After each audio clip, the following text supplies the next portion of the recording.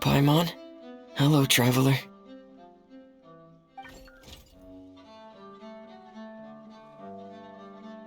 Is the crown ready?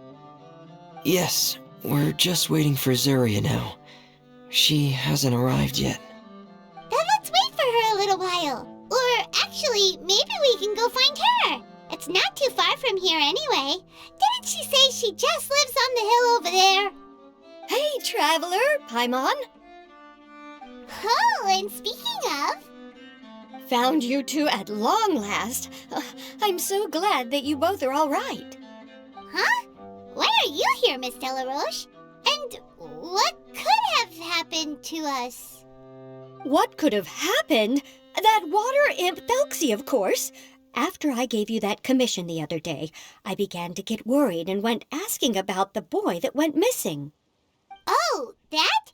We've got it all figured out now. The boy you heard about was just Fremine. Even the missing fish was his fault. Don't worry, we'll help you get the fish back as soon as we're done with this job.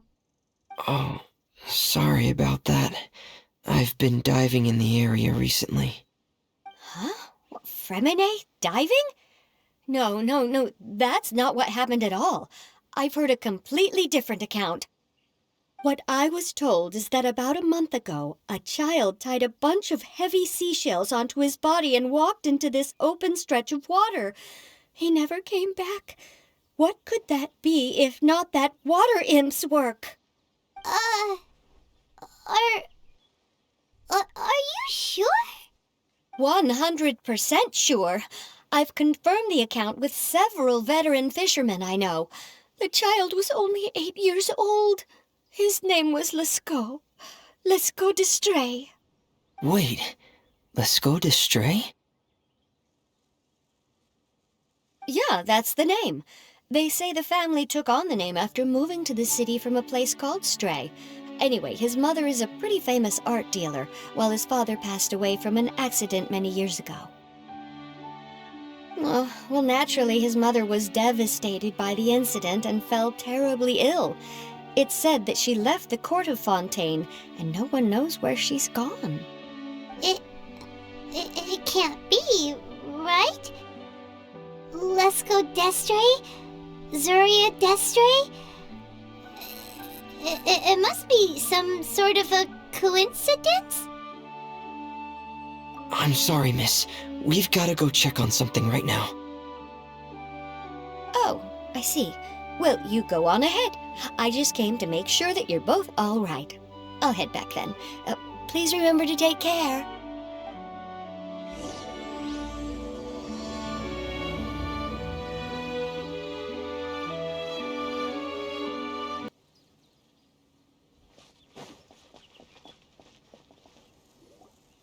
Excuse us.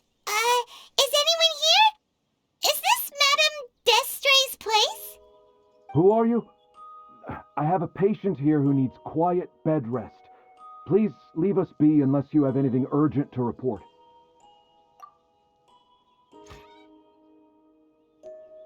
This is the residence of Zuria d'Estray, and I'm Jala Khan, her family doctor. What did you mean by your question just now? Who else could be my patient? Your patient should be Zuria's son, right? She told us herself that her son had contracted loneliness syndrome. No, you're right. Young Master Lescaut did have that illness once upon a time, but well, the young master's no longer with us. And now the Madame has come down with the same illness. Are you her friends, by any chance? Oh, so when she had requested time to go out over the past few days, it was so she could spend them with you. So, if I'm understanding this right, the one who's suffering from uncontrollable delusions is the Madame herself?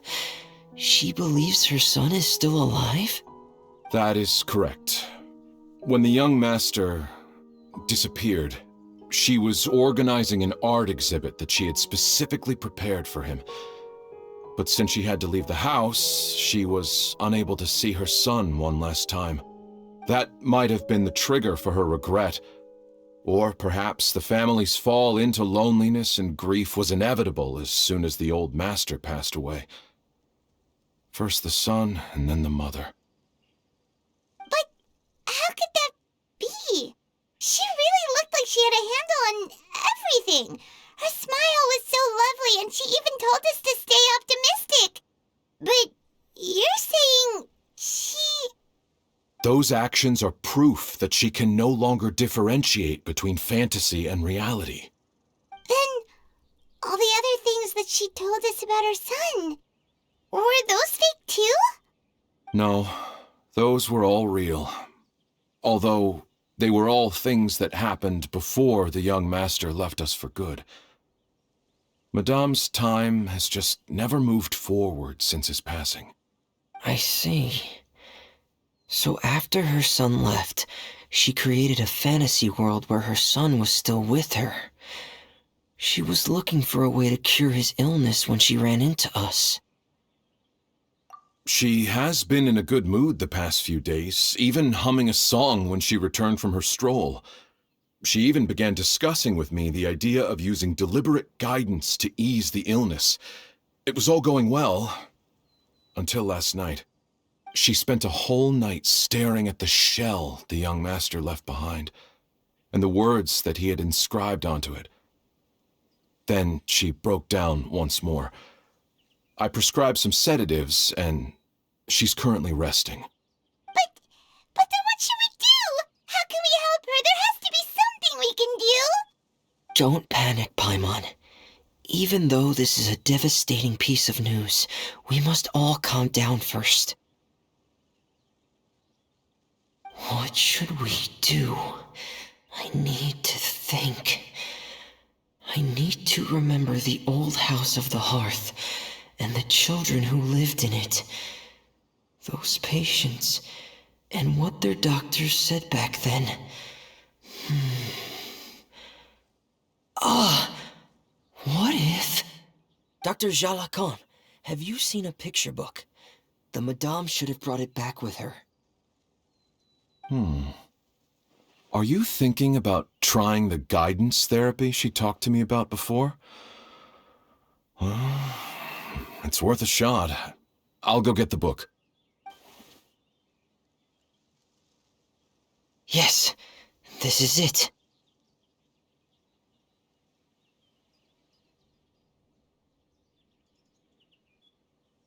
That's right. If what Dr. Jean Lacan said was true, the past few days have been very helpful to Zuria, so we should complete this journey. We need to show her that her child has found a happy ending in the world of her dreams. But wouldn't that just make it harder for her to accept reality? One must first face reality before accepting it. The Madame has been crushed by her feelings of grief and can no longer bring herself to face reality. Our first priority would be to get her out of this state. Right. Before today, I had thought she wanted to use Thelxie's fantastic adventures to save her son. But now, I think she might need it to save herself. And if we could complete it, we should be able to give her some feeling of inspiration and closure. Maybe those feelings would be enough to give her some courage to face reality again. There's no time to waste. Let's set off right away.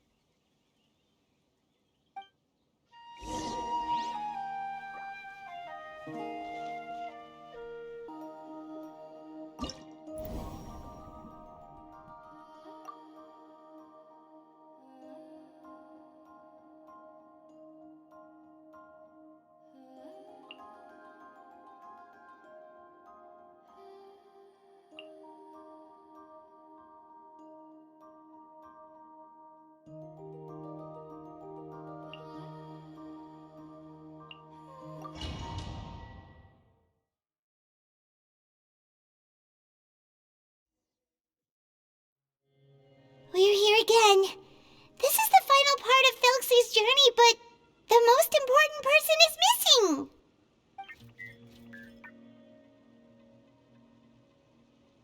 Everyone, Please don't be so down and gloomy. Remember what she told us? If we were to feel troubled, the patient would become anxious as well. You're right. Paimon needs to smile. If we have to give something to Zuria, it should be our smiles. We have to keep smiling as we finish this adventure. And then she'll be able to recover, right everyone? Yeah, I'm sure she will. Oh, be careful, brave adventurers. Here come the evil monsters that stole the crown. They're... the Deep Sea Cyclops. Let's beat them up. Watch out, everyone! They're coming at us again! There's no need to fear. Prince Thelxie looks stronger than ever today. He must be going all out. Stand with me! Water jet! Solidify! Oh, this is the final enemy, right? We'll reclaim the crown for you now, Your Highness. Stabilize. Our bond is strong!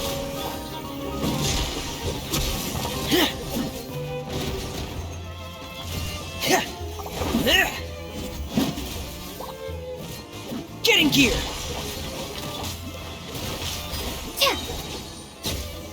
Ah!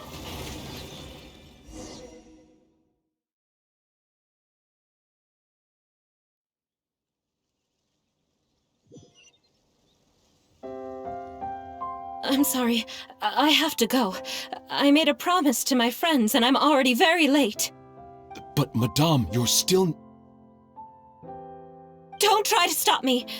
Today's the most important day for treating Thelxie. We'll use the guidance method. Didn't you also say that you'd think it'd work?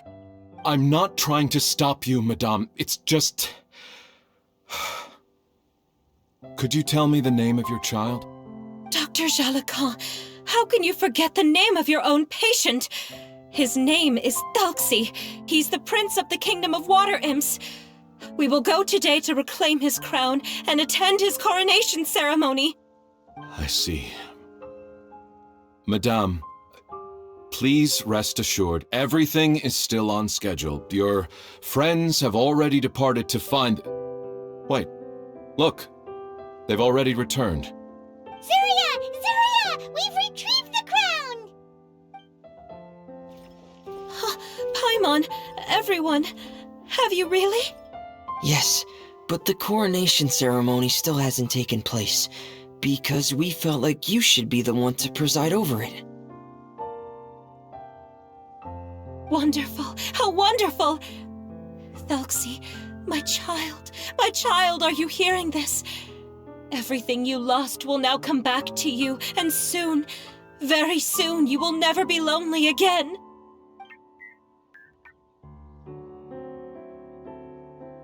And the last page of the picture book. It's still waiting for you to illustrate in color. Right, the picture book. But I don't know what I should put on the last page. Don't worry, Thelxie and his friends all know what should go on it. Get ready, Zuria! We'll describe everything for you! Okay. At last, Thelxie and his friends were able to drive off the final invading monsters and achieve a dashing victory! Their success was complete, and the recovered crown resplendent!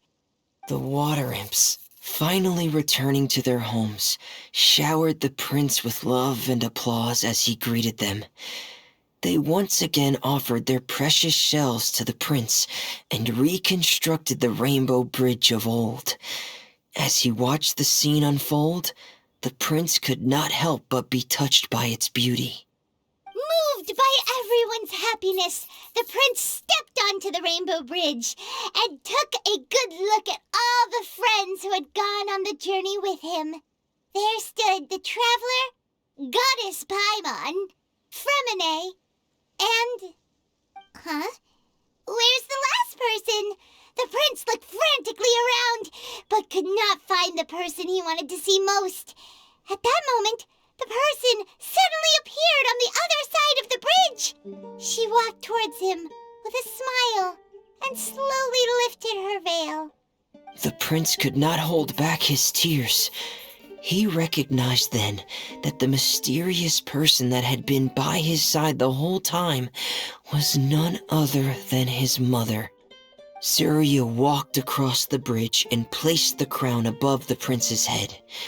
She smiled down upon him as she said, "My prince, my king, you shall never, ever need to feel lonely again." That's the end of the story, Surya. Thank you. Thank you all. I am so sorry, my child. Maman should have spent more time with you. Did you hear the story? You'll never have to feel lonely again.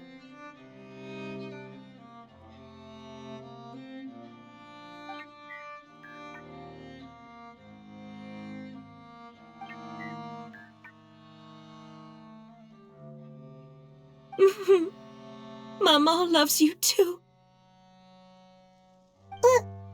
What's happening? Is Surya talking to Thelxie? Quick, put on my diving helmet. There's a transcription module in it that's compatible with Thelxie's output signals. You should be able to use it to understand what Thelxie's saying.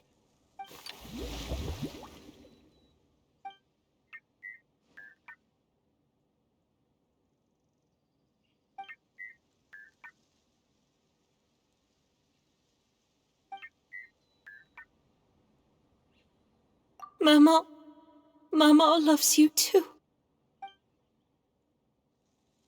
But I love you more, Maman. What? Did you see something? Maman, I'm getting a little sleepy. If it's time for bed, can you hum a lullaby to me again? Of course, my dearest child. As long as you want to hear it, Maman will always hum for you.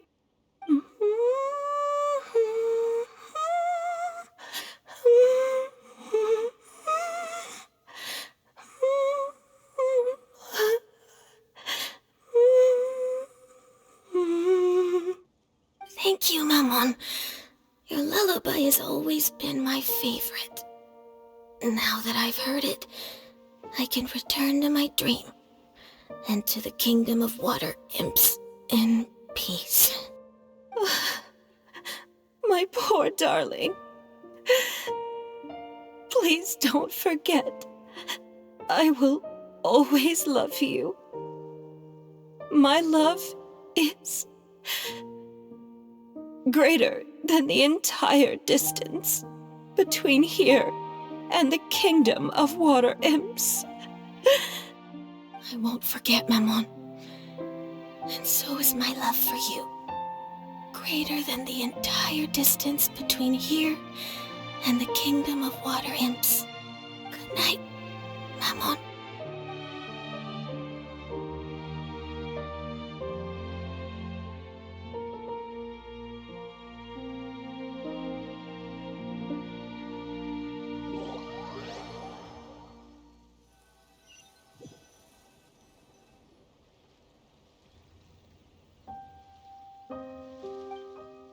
Traveler, Paimon, you're here. Fremine, why did you call us in such a hurry? Did you hear something from Surya? Oh, if it's not good news, Paimon doesn't want to hear it. Don't worry, it's definitely great news. The Madame came here for a visit just now with her doctor. Color has returned to her cheeks, and she sounded full of energy as well. She said she'd like to return to the court to continue hosting the art exhibit, but this time, she'll work with her doctor to exhibit some picture books related to the illness. Of course, Thelxie's fantastic adventures and the guidance therapy will be included in the exhibit as well. She'd like to use her experience to help others. That's